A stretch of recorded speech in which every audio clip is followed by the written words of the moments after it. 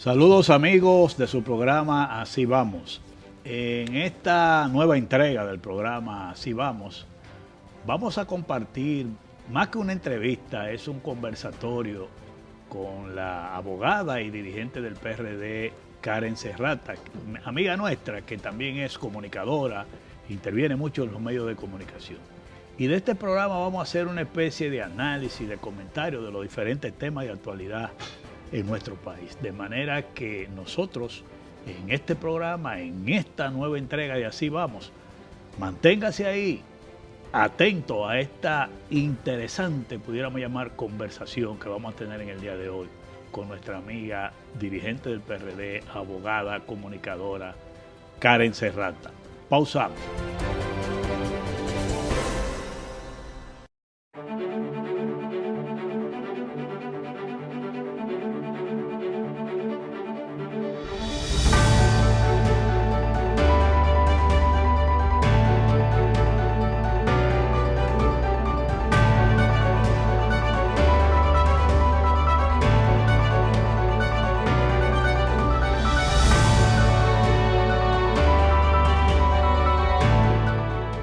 Quiero felicitar al compañero Pedro Sánchez por su elección como presidente del Internacional Socialista y por igual a la compañera Benedicta Lassi, nuestra nueva secretaria general. Aprovecho también este 26º Congreso del Internacional Socialista para agradecer a nuestros anfitriones del Partido Socialista Obrero Español por su cálida acogida y por la excelente organización de este evento. Y a la vez, felicitarlos por su reciente celebración de los 40 años de la llegada del PSOE al gobierno de España. Su ascenso al poder, liderado por Felipe González, gran amigo de la República Dominicana y de nuestro partido PRD, selló la apuesta definitiva de esta gran nación por la democracia y además se convirtió en un hito de trascendencia histórica para la socialdemocracia europea.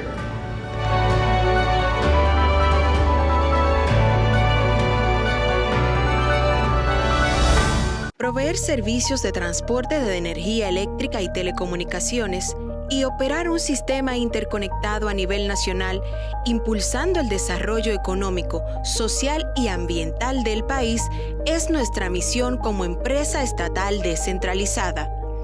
Nuestra gente está comprometida en ser parte integral en la construcción del desarrollo del país y expandir ese progreso a todos los dominicanos, desde los centros de generación a las subestaciones de distribución, con calidad, integridad, compromiso, transparencia, seguridad y en armonía con la comunidad y el medio ambiente.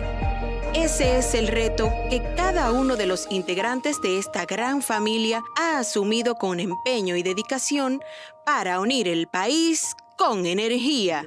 Empresa de Transmisión Eléctrica Dominicana, ETED, uniendo al país con energía.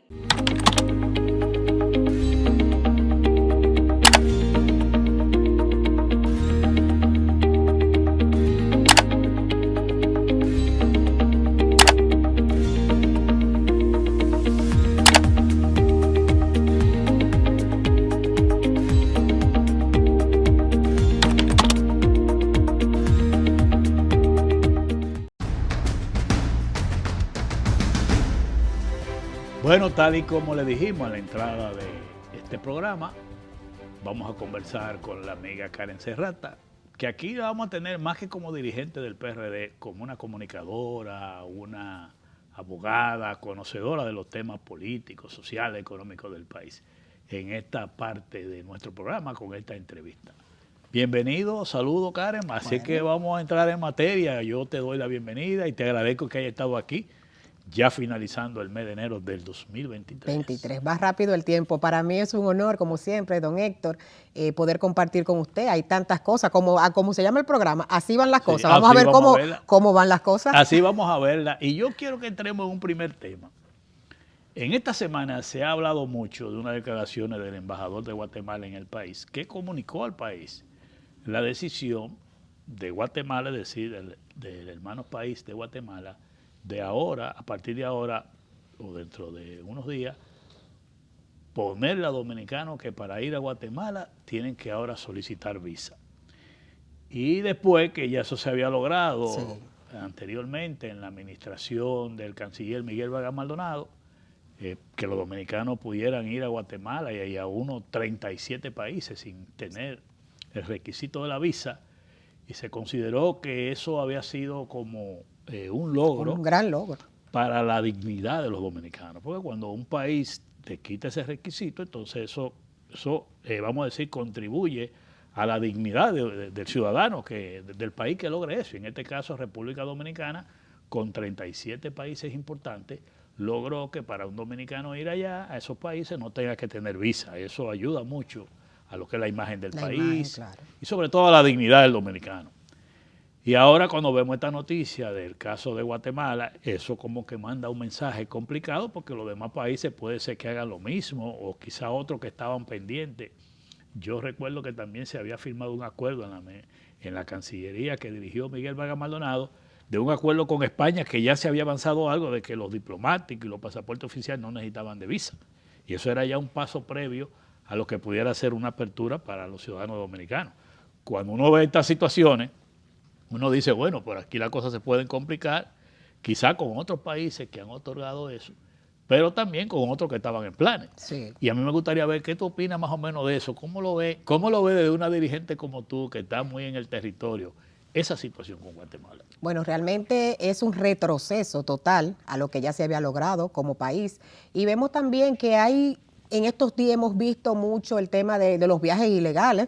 Muchos dominicanos, lamentablemente, al parecer, la situación económica le ha golpeado de tal manera que han decidido salir de República Dominicana. Y una de las vías de escape, una de las válvulas de escape que han tenido los dominicanos ha sido precisamente irse por Guatemala. Lo que es una cosa difícil. Entonces, quizás partiendo desde ese punto de vista, yo creo que por ahí debe venir la cosa. Han podido detectar quizás muchos viajes de dominicanos que lamentablemente en su desesperación salen del país y utilizan como puente para llegar a los Estados Unidos, el hermano país de Guatemala. Da mucha pena porque vemos actualmente un canciller que es totalmente mudo y ausente de todo lo que tiene que ver con el tema diplomático, y en sentido general nosotros como país estamos como huérfanos de esa representación. Y llama la atención que ante un caso como este, las autoridades dominicanas no se han pronunciado. Para nada.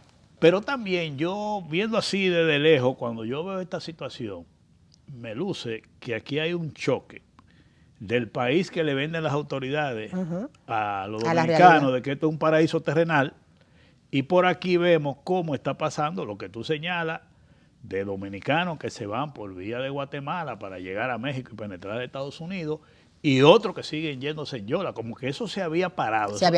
Eso como que se ha retomado. Eso parece como que los organizadores de viajes se han activado de nuevo. Pero y activo, lo están haciendo por las dos vías. Activo. Yo hoy en la mañana, mire, dicho sea de paso, lo que genera la conversación. A mí me llama un amigo hoy y me dice que él estaba en un proceso de irse por yola porque ya él no aguantaba más la situación.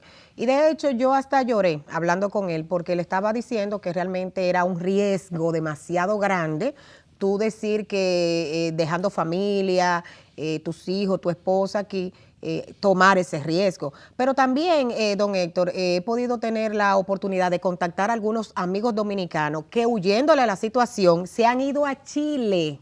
Y en Chile están pasando el Niágara en bicicleta, como dicen en buen dominicano. Sí. Y muchos de ellos ahora están, don Héctor, pidiendo incluso ayuda a muchos de los que estamos aquí para que le enviemos algo de dinero para poder regresar a República Dominicana. Tú sabes que eso que se manifiesta con este tema de lo de Guatemala, en el comunicado que hizo la conferencia del Episcopado Dominicano, es decir, nuestros obispos, hablaban de ese tema, de cómo la juventud dominicana se siente sola, desamparada.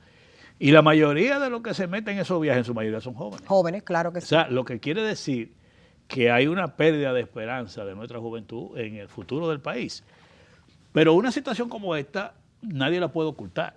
Porque si tú ves gente yéndose en yola, que antes tú lo veías como que era muy frecuente, pero que ahora se ha intensificado. No, está intenso. Y ahora ve que pasa lo mismo también a través de Guatemala y esos países que tú no necesitas visa. Quiere decir que hay una situación que nadie la puede negar, y que quizás nuestras autoridades deben de indagar claramente qué está pasando con esa gente que están abandonando el país de esa manera.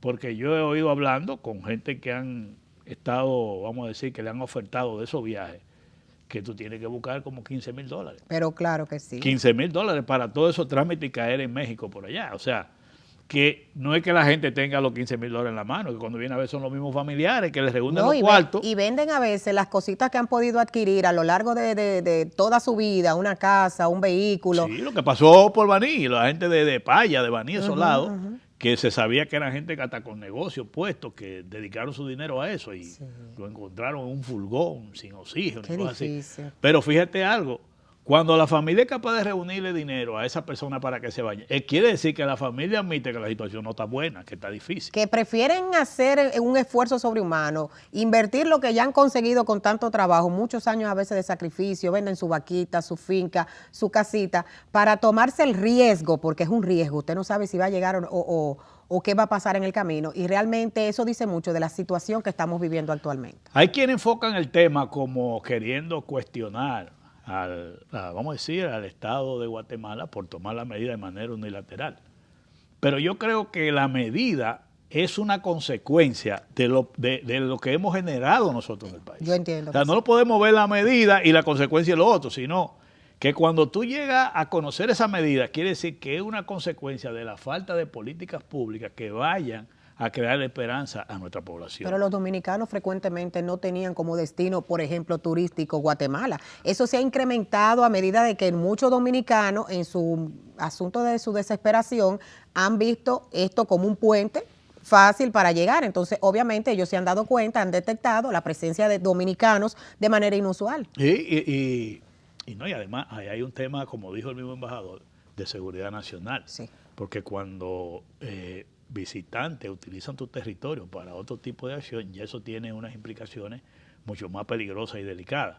Pero lo lamentable es que eso afecta a la imagen del país. Afecta, diríamos nosotros, la propia dignidad del ciudadano dominicano. Pero fíjate, eso se ve a nivel de, vamos a decir, de una masa clase media hacia abajo, que se ve de manera desesperada buscando irse a otros países. Pero no es menos cierto que a nivel de la clase media hacia arriba, lo que conocemos esa clase, también en ese sector, tú oyes gente hablando de propiciar que los hijos se vayan a estudiar fuera, que es otro mecanismo de migración. O sea, lo de abajo es lo que se van por Yola y se van a través de Guatemala, pero arriba, las otras partes de la sociedad, el otro nivel social, tú oyes claramente que ya empiezan a decir a los hijos que son profesionales o que están terminando estudios a ver cómo se van hacer una maestría fuera del país o a conseguir trabajo. Y vamos a hablar claro, hay gente que vive explorando por Canadá, que vive explorando por Estados Unidos, a ver cómo logra que su hijo ya profesional se vaya a territorio extranjero. Fuga de cerebro. Fuga de cerebro, que en este caso también es un reflejo de lo que estamos hablando. Y lo importante es que desde nuestras autoridades se pueda como ponerle atención a eso, porque eso está reflejando una situación de desesperanza en el pueblo dominicano. Muy grande.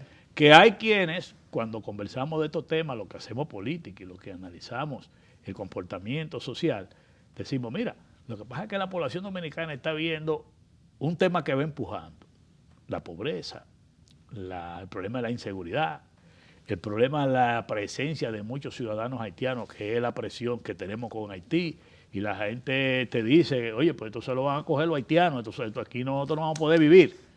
Hay muchos. Todos esos factores van incidiendo, y esto no es un problema racial ni un problema de ningún tipo. No, un tema de soberanía y de democracia. Porque lo que está haciendo Guatemala debíamos nosotros hacerlo con el problema de Haití.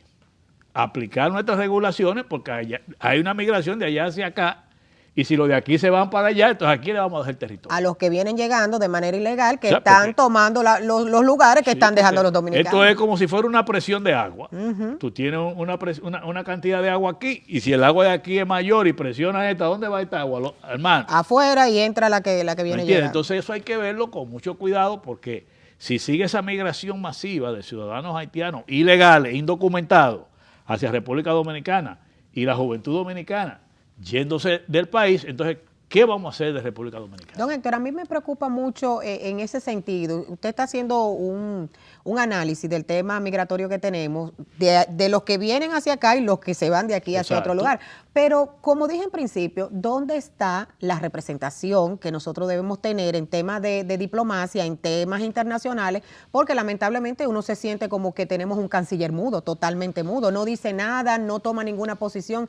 Y no solamente eso, sino que vemos un canciller mudo, pero también vemos un presidente que de una manera u otra microgerencia en todos los estamentos del Estado, y esos temas, por ejemplo, cuando se ha hablado del tema de Haití, lo ha asumido el presidente. Entonces, ¿para qué hay un gabinete y para qué hay ministros que deben tener la función de trabajar en X o cual área? En el caso del ministro, lamentablemente, o el canciller de la República, yo como dominicana no me siento representada, no siento que esta Cancillería está haciendo un trabajo para ponernos en el mapa como un país que tiene quien dé la cara por nosotros, lamentablemente. Bueno, eso que tú dices, al día de hoy, es lamentable que quien haya hablado del tema que estamos analizando sea el embajador de Guatemala, y nuestras autoridades diplomáticas, cancillería, no han emitido una opinión. Nada. O sea, como tú dices, una decisión que la comunica el embajador de Guatemala en el país, y al día de hoy que estamos haciendo este programa no hay ninguna respuesta de las autoridades dominicanas. Es que yo veo muchos temas donde lamentablemente desde el gobierno como que va por un camino y la realidad va por otra. Fíjate cómo aquí hablamos tanto de turismo, de Fitur, y en ese momento en que estamos hablando de turismo y de Fitur, para entrar en otro tema de una vez, en el país hay un crecimiento lento pero sostenido del tema del cólera, que inclusive... Y nadie dice nada. No, que las autoridades están hablando de una bonanza y una situación tan qué sé yo cuánto, y en España, y se dicen a ti que todo está bien, y aquí tenemos un problema con los pasaportes y un problema ahora con Guatemala con la visa, y el problema del cólera, que ya lo tenemos en San Carlos, próximo a la zona turística de la zona colonial. Entonces tú dices, pero ven acá, ustedes allí están como diciéndome un paraíso, y aquí tenemos esta situación. Entonces el gobierno va por aquí y la realidad va por aquí. Entonces ahí es que hay un problema de que no hay como conexión. Lo que tú señalas, fíjate el tema de Haití, fíjate el tema de Guatemala, y tenemos una Cancillería que al día de hoy sobre ese tema no se pronuncia, como que eso no le importa al gobierno. Hablamos de turismo, hablamos de la zona franca, de la zona colonial, invertir unos cuartos, y el cólera se va acercando, y de eso yo no hablo. Ahí al lado lo tiene. ¿Tú entiendes? Entonces, es un tema de salud serio. Yo decía en estos días en el programa, llamando la atención de que había que accionar sobre ese tema del cólera, porque en una semana anunciábamos 17 casos comprobados, y ya una semana o dos después estamos hablando de 36 casos. O sea que vamos aumentando la situación, y uno se pregunta, bueno, ¿y dónde está la campaña de orientación, de educación a nuestros ciudadanos para que tomen medidas preventivas, sabiendo que que es una bacteria que va a los intestinos de la gente, que va al estómago de la gente, que se necesita higiene, que la gente sepa cómo que va a manejarse con eso?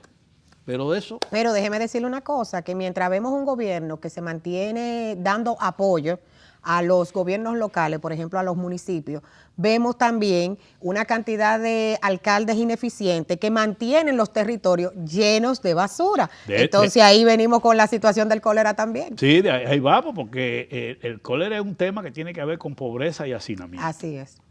Y el problema de higiene, sobre todo cuando tú hablas de higiene tiene que hablar de agua.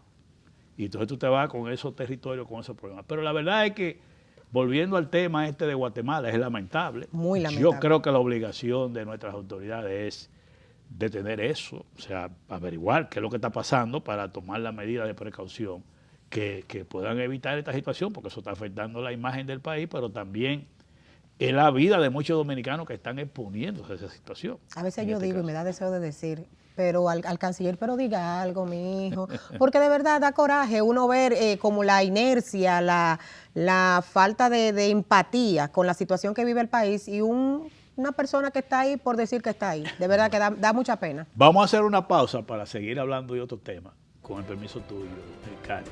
Pausamos.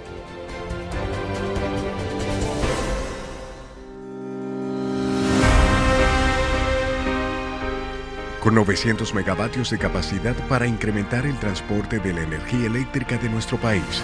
La empresa de transmisión eléctrica dominicana ETED pone en servicio la subestación Cabreto a 345 y 138 kilovoltios, provincia Santo Domingo.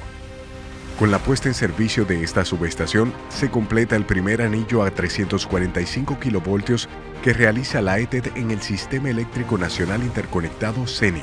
Este anillo funciona desde Cabreto, Bonao 3, Julio Sauri, Cabreto, y fortalecerá la zona norte, sur y este del país, ya que el flujo de energía de la zona este podrá llegar a las distintas zonas a través de la subestación de Cabreto. Esta infraestructura mejorará la calidad del suministro y ampliará la capacidad de transporte de la red de transmisión, facilitando el despacho de la energía producida por las generadoras térmicas y de fuentes renovables de toda la región este. Seguimos trabajando para aumentar la estabilidad, seguridad, eficiencia y continuidad en el servicio eléctrico. Empresa de Transmisión Eléctrica Dominicana ETED, uniendo el país con energía. Hoy ONAPI y el programa Supérate aunan esfuerzos para establecer una alianza estratégica. Para mí este es un encuentro muy simbólico. Estamos buscando una manera creativa de apoyar a las familias del programa que serán beneficiadas con formación, con acompañamiento para sus negocios, para registrar sus marcas. De nuestra parte, en nombre de Supérate, agradecer la buena voluntad de Salvador. Gracias a la política dirigida de nuestro excelentísimo señor presidente, Luis Abinader, que cada vez que nos reúne a nosotros, lo primero que reitera, cómo es la forma de trabajar. Yo entiendo que ONAPI, como institución que trabaja con la innovación, vamos a darle el apoyo y vamos a trabajar. ONAPI a la calle junto con Supérate.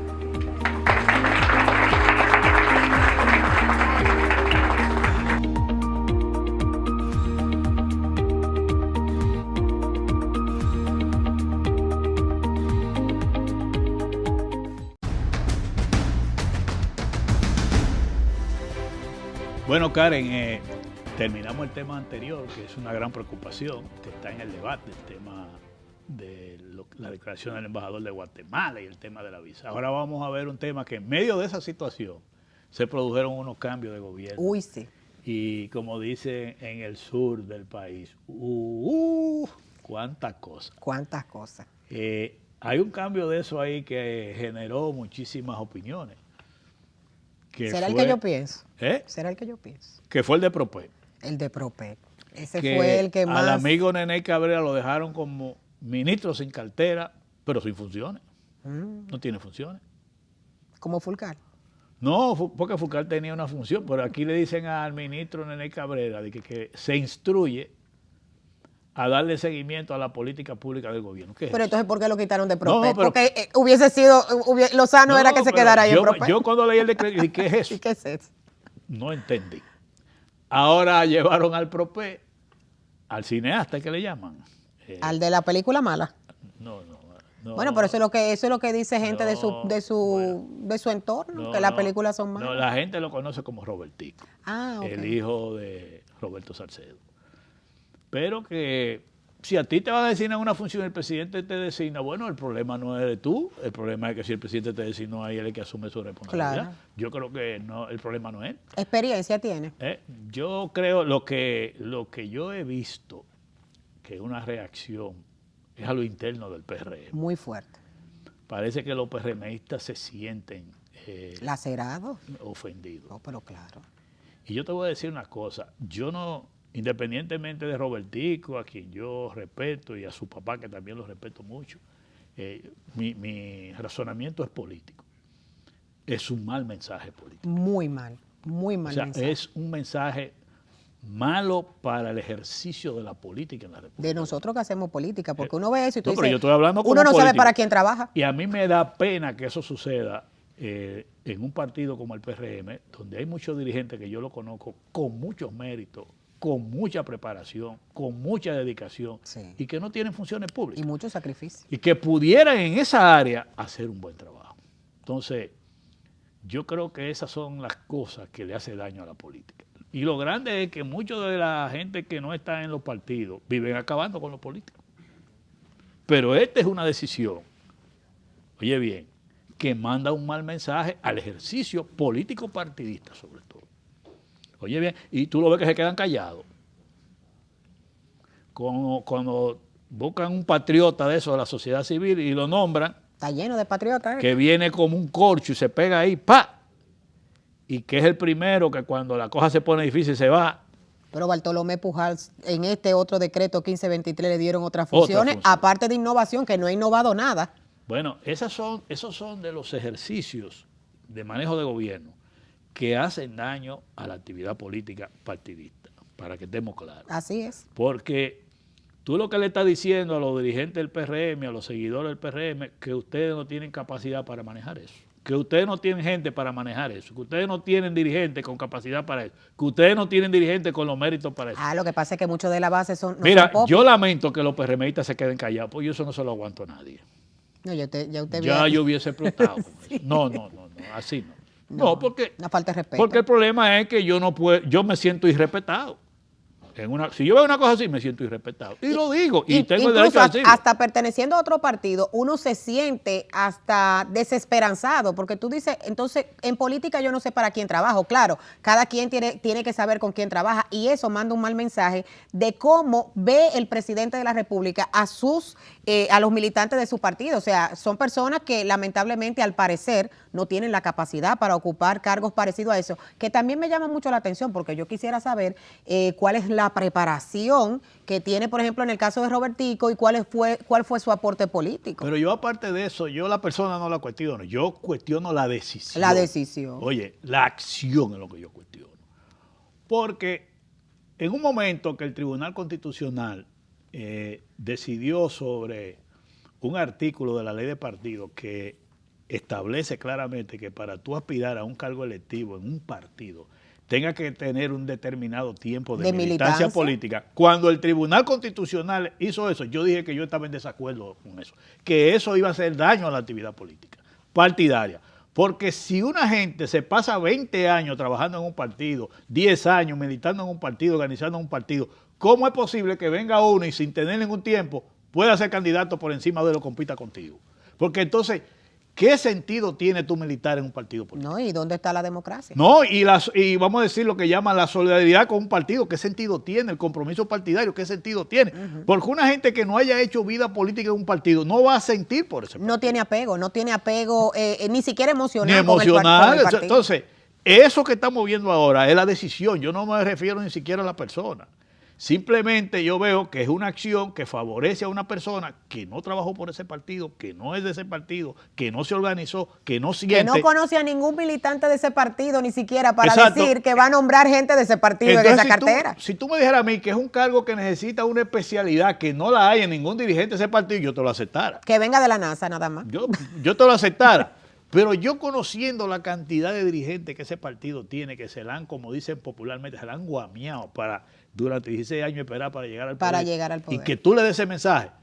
Por eso es que uno tiene que tener su cabeza bien clara cuando uno está en un partido, porque cosas como esa yo la hubiese criticado, yo lo hubiese denunciado y hubiese reaccionado. Pero yo veo mucha gente defendiendo eso. Yo veo muchos de los dirigentes importantes del partido callados. Y otros defendiendo. Y no defienden a los de abajo, porque eso es lo lamentable. Y eso es lo que yo le cuestiono a algunos amigos que están ahí, que son gente de principio, con carácter, con criterio, que veo que ni opinan. Porque ser presidente no importa, el presidente es hoy, mañana puede ser otro. Pero eso tiene que ver con lo partidario. ¿No? Y de hecho el partido es que lleva al presidente. Entonces, claro, si el presidente desde la posición maltrata el partido, quizá otra persona que vaya a aspirar a presidente tampoco tenga la oportunidad porque van a desbaratar el partido. Claro, y el mensaje, yo cuestiono la acción, no de la persona que lo involucra. Como cuestioné cuando el Tribunal Constitucional vino a establecer que tú podías tener, no importa, un día en un partido y podías aspirar de una vez a un cargo electivo. Y por eso es que tenemos los problemas que tenemos. Le aperturó a lo independiente. No, y la gente que viene con cuarto y se te impone a una candidatura, a un dirigente que tiene 10 años, 15 años formado en un partido, viene otro que se pasó 10 años haciendo cuarto, no se sabe cómo, y se te impone. Porque no hay un filtro para tú decir, bueno, para poder aspirar aquí, usted tiene que hacer un ejercicio partidario durante 3, 4, 5 años. Y nos quejamos del Congreso que tenemos, que está lleno de personas que Claro, tienen entredicho su moral y su pero conducta. también tú ves una sociedad civil, entre comillas, que vive cuestionando a los dirigentes de los partidos políticos. Ajá. Y cuando vienen cosas como esas se quedan callados. Se quedan callados, la doble moral. O lo apoyan. Porque también ellos, tú lo ves, que ellos priven en hablar muchas cosas y cuando llega lo del gobierno de una vez se montan. Pero ese caso de Y no le da ni vergüenza. Pero de Bartolomé Pujols, yo me lo encontré raro. Yo dije, pero en adición a sus funciones, en el viceministerio, me parece, de innovación, también tiene otra función en este decreto. Entonces, lo que uno visualiza es que el PRM no tiene gente a quien nombrar. Pero eso le toca a los PRMistas enfrentarlo. Eso es increíble, ¿no? Yo hago un comentario con todo mi derecho. Porque no, y respetando el tema partidario, pero uno como político le preocupa ese tipo de ejercicio. Y ver también, por ejemplo, uno que viene de abajo de Guayar la Yuca, igual que usted, don Héctor, que usted sabe lo que es hacer un cuadro político y trabajar y hacer inversiones, porque todo el que anda en la calle haciendo política siempre algo invierte. Sí, entonces, usted ver que lo que está llegando al gobierno es la clase élite, porque lamentablemente, y no es un asunto como usted dice contra Robertico, pero Robertico representa esa clase de popis.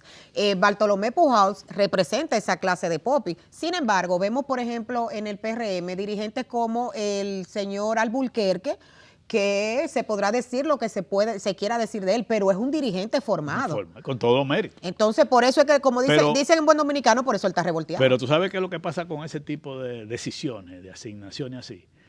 Que cuando esa persona vaya a querer hacer un trabajo con los alcaldes o con los gobernadores, no lo van a respetar. ¿No tiene autoridad? No tiene autoridad porque no tiene legitimidad, lo que le llaman a eso. Es decir, no tiene liderazgo, no tiene el ejercicio político, que a eso que él va a dirigir o que va a coordinar, están por encima de él. Pero ni siquiera en el PLD, cuando él militó en el PLD, él pudo descollar como político. O sea, en el PLD se le veía como el hijo de don Roberto, que para mí hizo una transición, y lo dije en un programa el día pasado, muy decente entre el arte y la política, porque él hizo una militancia, se formó como político, claro. Pero uno ve, por ejemplo, en el caso, y me excusan, y lo voy a decir así, que el caso de Robertico es un caso de oportunismo extremo. Hay personas que viven de su figura, viven de ese nombre que han construido, no necesariamente en política, y políticos como en este caso, ahora el Partido Revolucionario Moderno, este partido le está dando apertura a gente que no tiene formación política, que no tiene apego político y que por demás no tiene ideología política. Eso influye mucho porque también si tú desde un gobierno, un partido quiere aplicar sus políticas de gobierno que el partido cree, con la que el partido ofreció, necesita que sus dirigentes vayan a los espacios de poder. Pero claro que sí. Porque esos son los que están comprometidos para aplicar esa política. Y con los compañeros, porque la pregunta del $1,000,000, ¿a quién conoce y con quién tiene afecto o reconocimiento de trabajo? Oye, no va a poder hacer nada. No va a hacer nada. No va a hacer nada porque no le van a hacer caso. No. Ni va a poder dirigir a nadie. O sea, al contrario, lo van a torpedear. Y eso lo sabe. Y él lo va a sufrir. Lamentablemente este muchacho va a sufrir eso y lo va a pasar.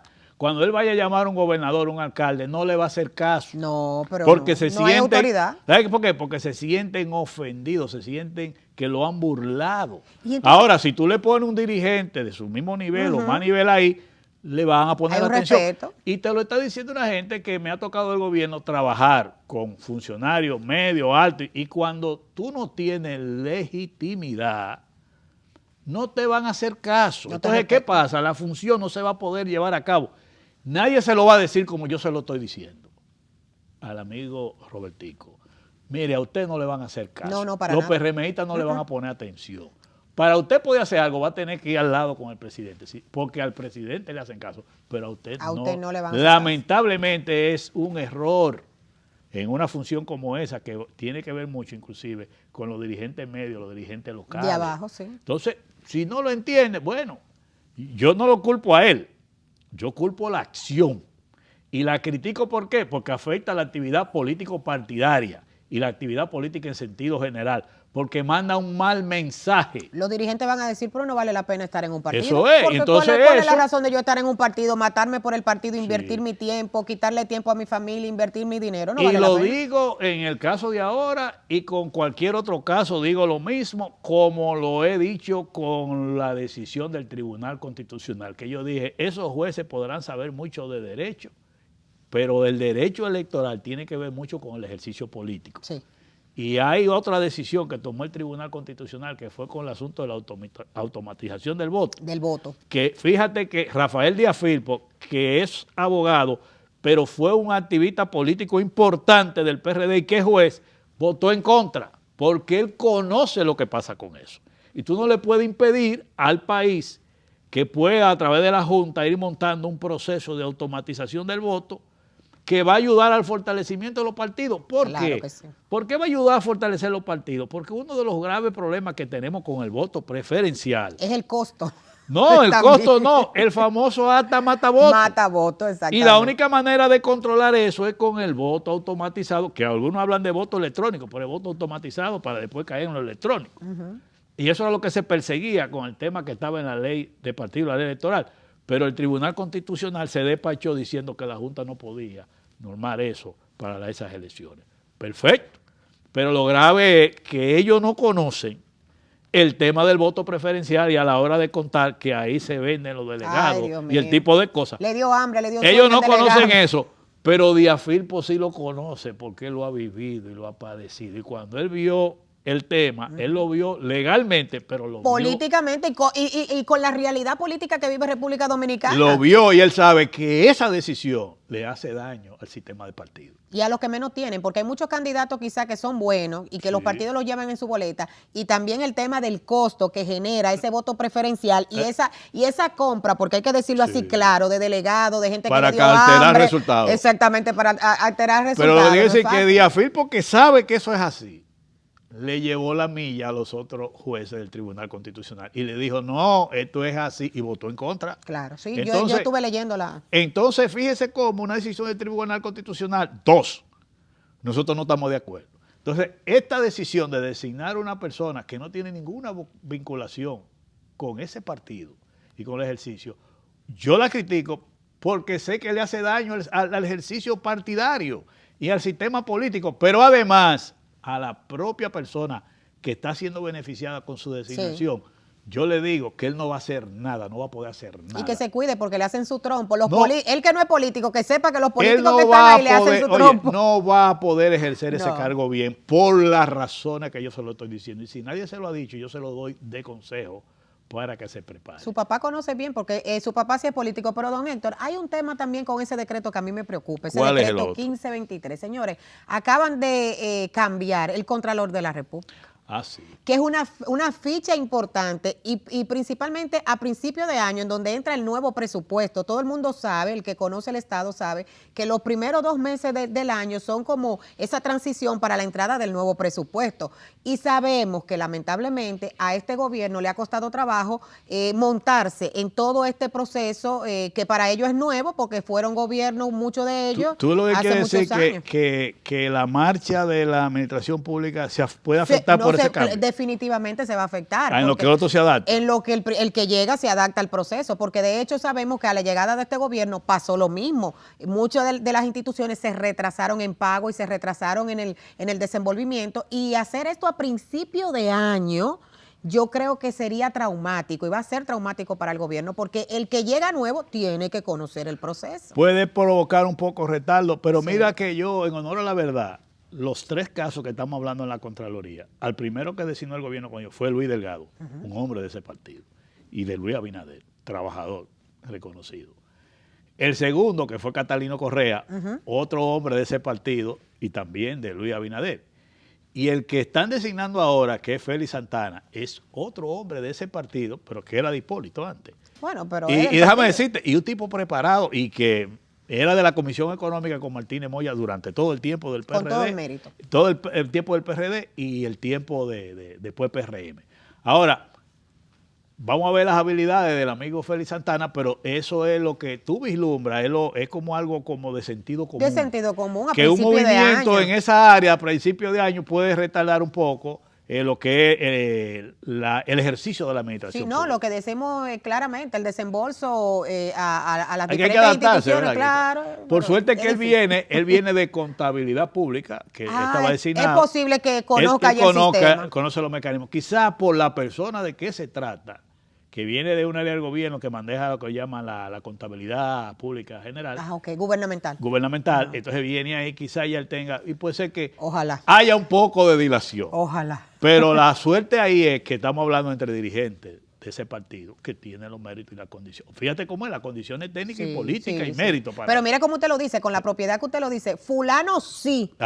Mire la autoridad que te da el tú tener una trayectoria y una formación política. Pues lo conozco, fulano sí, pero fulano no, porque claro. hay problemas. No, porque al otro que estamos hablando, el amigo Robertico, yo le puedo decir que aunque él quiera, no lo va a poder ejercer el cargo. No. Ahora, en estos tres que estamos hablando, ahí ya está el mérito y la autoridad y las condiciones técnicas para poder ejercer esos cargos. No, y además de eso que en el caso de Robertico, usted sabe que él siempre tuvo fama durante el gobierno, o sea, mientras su papá estuvo en la alcaldía, de que no le gustaba el tema con los pobres.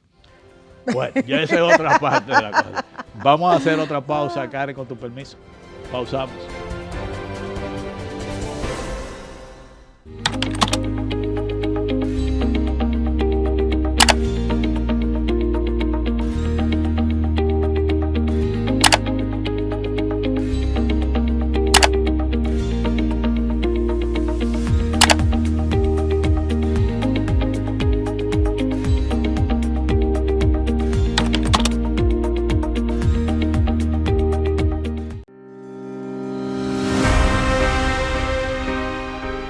Con 900 megavatios de capacidad para incrementar el transporte de la energía eléctrica de nuestro país, la empresa de transmisión eléctrica dominicana ETER pone en servicio la subestación Cabreto a 345 y 138 kilovoltios, provincia Santo Domingo. Con la puesta en servicio de esta subestación, se completa el primer anillo a 345 kilovoltios que realiza la ETED en el Sistema Eléctrico Nacional Interconectado CENI. Este anillo funciona desde Cabreto, Bonao 3, Julio Sauri, Cabreto, y fortalecerá la zona norte, sur y este del país, ya que el flujo de energía de la zona este podrá llegar a las distintas zonas a través de la subestación de Cabreto. Esta infraestructura mejorará la calidad del suministro y ampliará la capacidad de transporte de la red de transmisión, facilitando el despacho de la energía producida por las generadoras térmicas y de fuentes renovables de toda la región este. Seguimos trabajando para aumentar la estabilidad, seguridad, eficiencia y continuidad en el servicio eléctrico. Empresa de Transmisión Eléctrica Dominicana ETER, uniendo el país con energía.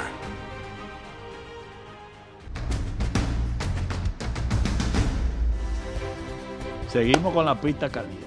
Muy. Aquí decimos alguna cosa que en otro lado tú no la vas a oír, pero ya también yo he decidido decir cosas que hay que decirlas ya. Bueno, si otra gente no se anima a decirla, que son los que realmente tienen que hacerlo, bueno, pues lo decimos nosotros que lo estamos viendo. No, y te voy a dar un consejo, tú que aspiras a la alcaldesa de Los Alcarrizos, las investigaciones que se han hecho, encuestas y estudios del manejo del electorado latinoamericano y dominicano en especial, revelan, y ese es un dato que bueno que tú lo tengas y los amigos voy a aprovechar televidentes que me están viendo y que aspiran, es bueno que lo tomen de información, porque yo he visto varios estudios de eso, revelan que la población quiere líderes políticos que le digan la verdad. O eso de que fake news y noticias falsas, eso pasa de una vez, pero quiere líderes políticos que le hablen la verdad. Es decir, que aquí tú puedes decir lo que tú quieras, pero no va a engañar a nadie, porque con los sistemas de información que hay ahora, la gente se va a dar cuenta que tú le estás hablando mentira. Así. Entonces, por eso, la población reclama, en esos estudios que se han hecho, de líderes políticos que le digan la verdad. Y así tú no vas a tener problemas. Si una cosa está mala, usted dice, es verdad, está mala, vamos a ver cómo la arreglamos. Pero no digan, no, que está bien, y usted sabiendo que está mala. La gente, al final de cuentas, va a saber que la cosa no está bien, que tú le estás hablando mentira. Mire, muestra de eso, tome el teléfono precisamente. De esa información que está globalizada. Aquí todo el mundo entra a un portal de transparencia y chequea cosas que están pasando dentro de las diferentes instituciones, que es una situación que va en contra de la falta de transparencia que hay en muchas instituciones. Por ejemplo, en el caso ¿Sabes que cuando se habla de transparencia, tú estás hablando de que hay que decir la verdad? Y hay que decir las cosas como son. Por ejemplo, aquí se hizo una transferencia en el municipio de Los Alcarrizos de 25 millones de pesos para acera. Una transferencia del gobierno central. Sí, okay. de 25 millones de pesos, ¿verdad? Y eso solamente se ha ejecutado el 31%. Esa información la tenemos del portal, donde está la otra cantidad de dinero para ejecutar esa obra. Pero, sin embargo, ayer se transfirieron, oiga bien, para la construcción de aceras y contenes, 83.930.000 pesos.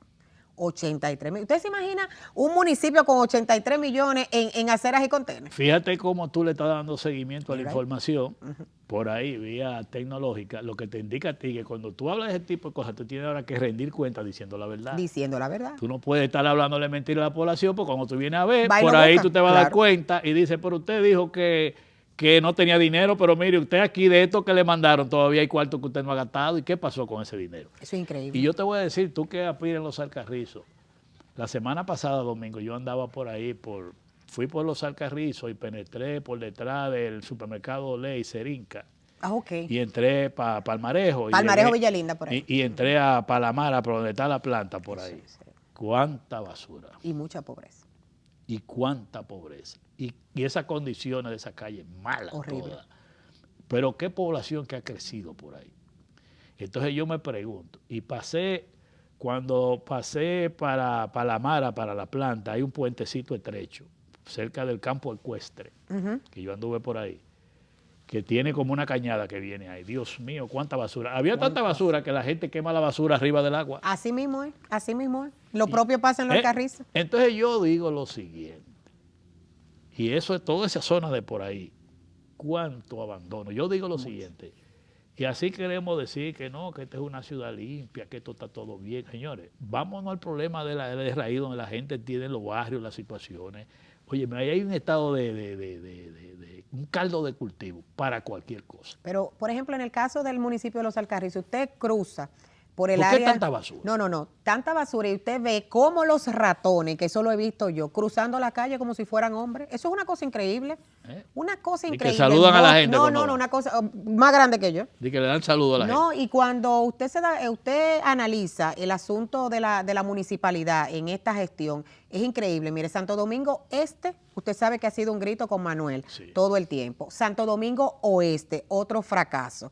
Y, por ejemplo, en la demarcación donde yo hago vida política, que es Los Alcarrizos, ni hablar, porque damos vergüenza, de verdad que sí. Palmarejo, Pantoja, Pedro Brán, lamentablemente. Entonces ahí es que yo voy.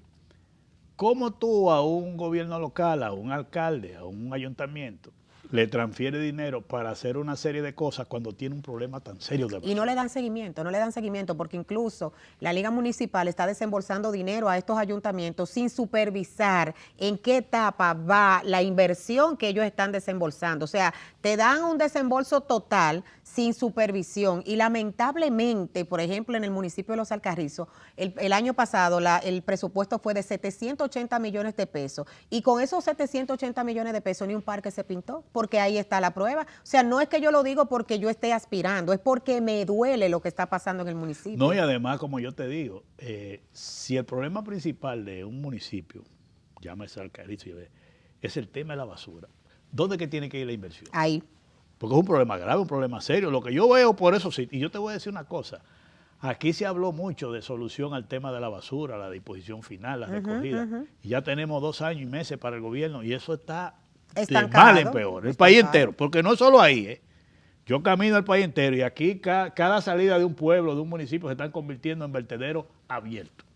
Cuando tú vas por aquí por el sur, eso de Yaguate, por ahí esos lados, eso da pena. Eso da pena. ¿Me entiendes? Entonces, tú te vas por el otro lado, lo que son orillas de río, de arroyo. Lo que está pasando es algo serio. Eso parte el alma, como Entonces, el tema de la basura en el país, que tú lo señalas de Los Alcarrizos, es un tema que hay que asumirlo como un tema de Estado. Hay un problema serio porque eso tiene que ver con la salud. Porque no es un simple recoger basura, es un problema de salud. De salud. Todos estos temas que tenemos de bacterias, de virus, tienen que ver Se debe a eso. con Se esa debe a situación. eso. Entonces uno se pregunta, ¿dónde está la política pública dirigida a tener recursos, un presupuesto para enfrentar esa situación?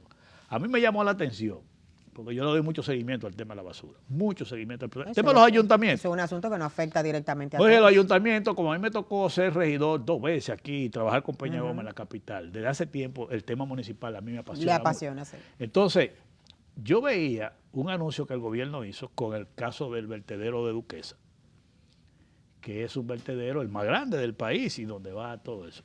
Y vi que hablaron, para cerrar ese vertedero, hablaron de una inversión, de un préstamo con el BID de $100 millones. Otro préstamo.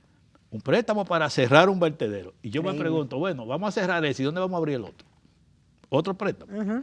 Pero yo te voy a dar una información. Como yo le doy seguimiento a ese tema. Aquí vinieron unos técnicos de 2 empresas norteamericanas con 3 especialistas. Uno especialista en manejo de vertedero, otro especialista en recolección de basura y otro especialista en lo que es el manejo de todo lo que es plástico, el reciclaje. El reciclaje.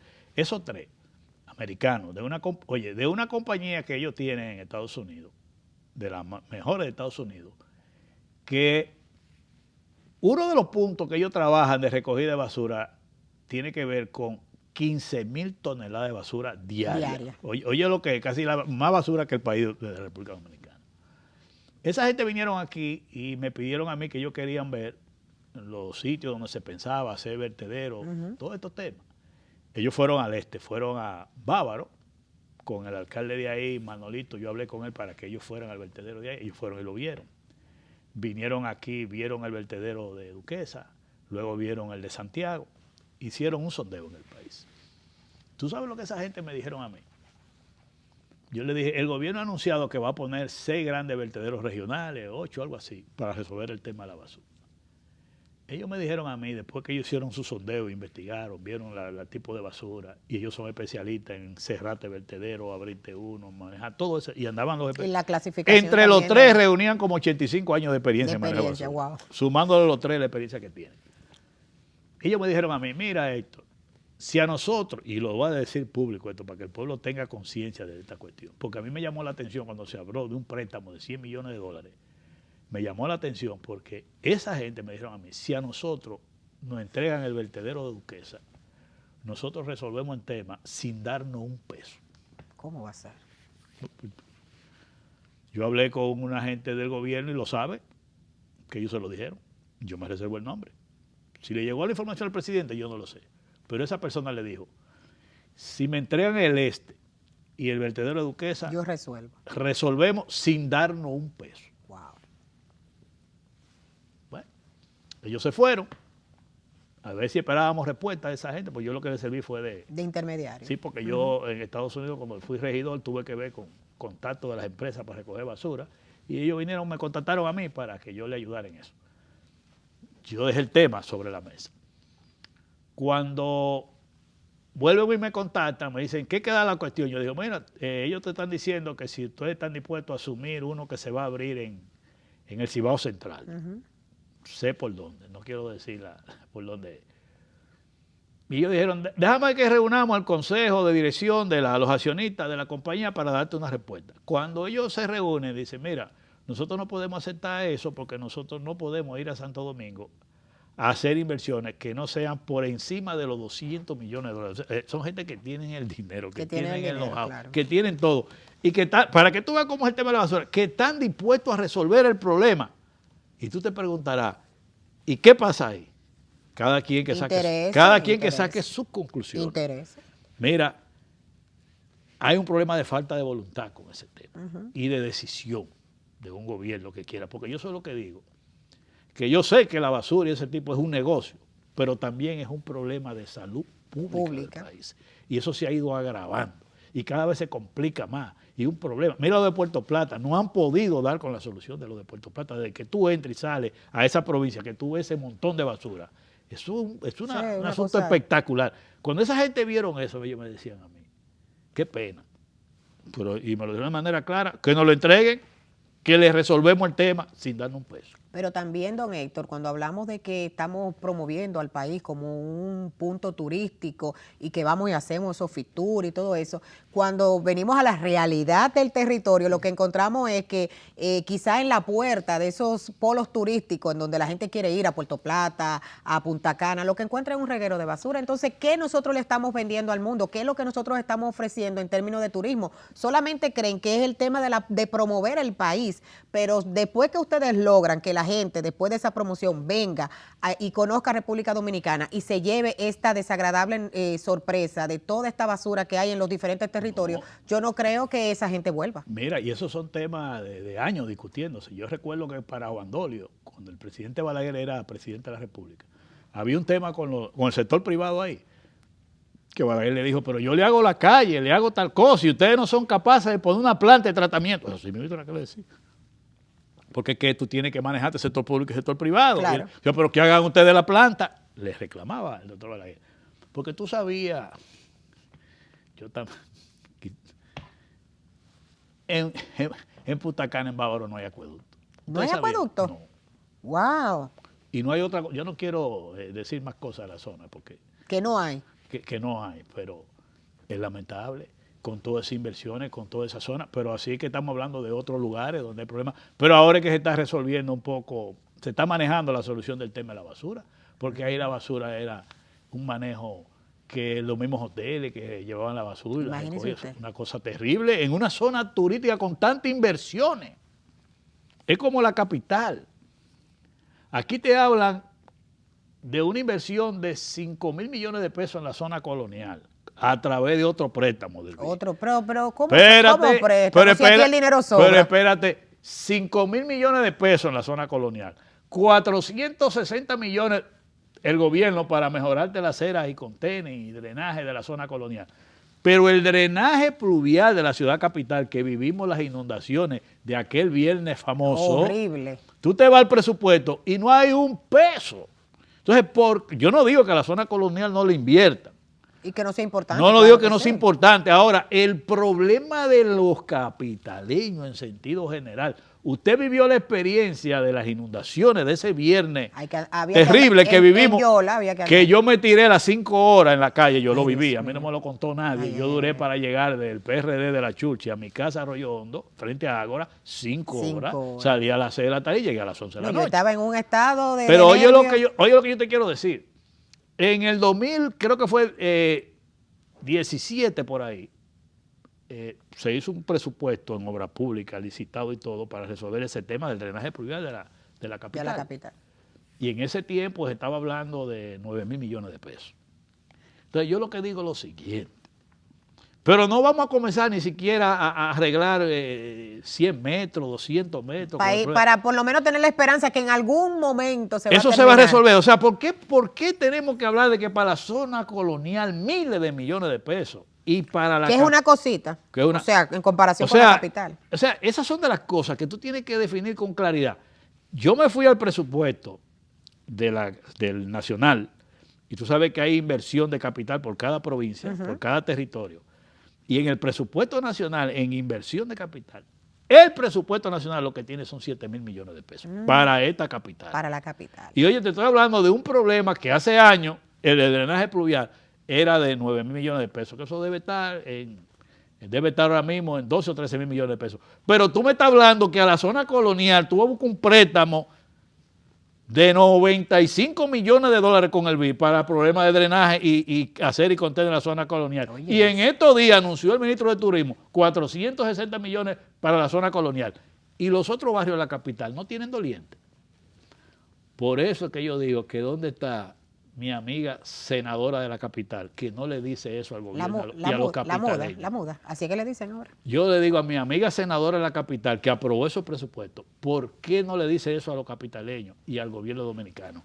¿Qué vamos a hacer con la capital en términos de inversión? No, y que da miedo también en el caso de la senadora, que la vimos ser una guerrera combatiente con relación al tema de los préstamos. Y aquí mismo en esta conversación hemos hablado de cuántos préstamos. Bueno, yo te dije un préstamo para la Duquesa, increíble, de 100 millones de dólares y uno de más de 90 millones de dólares para la zona colonial. Pero ya nadie la oye ella hablando de eso. No, ni decirle esa cosa. Ni se indigna tampoco. Porque yo digo que usted en un territorio como es la capital, como puede ser un municipio, como puede ser una provincia, usted tiene que oír a sus ciudadanos, claro, ponerse de acuerdo con ellos y propiciar, impulsar, promover las inversiones que le conviene a la capital. Y como político ser coherente, porque ayer era una cosa y hoy es otra. Entonces hay una falta de coherencia. hemos llegado al final, Karen, de estas cuestiones. Aquí hemos hablado nuestras opiniones. Al que no le guste, se tape el oído, y al que le guste, que la escuche, porque esa es la democracia. Eso es parte de la democracia. Para eso hemos luchado. Llegamos al final y a los amigos televidentes le agradecemos que hayan estado con nosotros y llegamos al final de nuestro programa. Su programa, Así Vamos, compartiendo con la abogada nuestra, comunicadora, política, que aspira a alcaldesa por los Alcarrizos, Karen Serrate. Ella conoce mucho del tema de los Alcarrizos, por eso fue que no puse a hablar de eso. Y está muy clara, y oye, mantente ahí, que el problema de la basura es un problema número 1 en ese territorio. Así es. Gracias por acompañarnos, Gracias Karen, a usted por invitar. y gracias a los amigos televidentes.